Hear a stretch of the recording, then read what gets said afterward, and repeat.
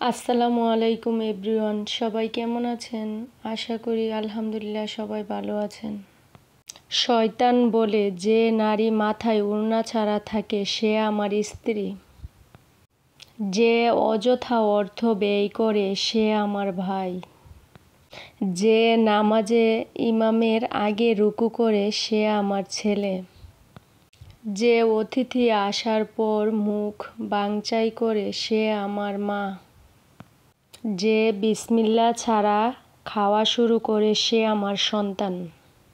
যে আজান শুনে নামাজ পড়তে যায় না সে আমার বাবা। যে আমার এই কথা শুনে অন্যকে জানায় সে আমার শত্রু, আর যে জানায় না সে আমার বন্ধু।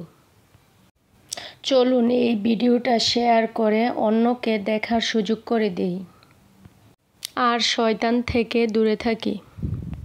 দুঃখ অনেক বড় সম্পদ। দুঃখ পেলে ইবাদতের স্বাদ বেড়ে যায়, আর রবের কাছাকাছি যাওয়া যায়। আলহামদুলিল্লাহ।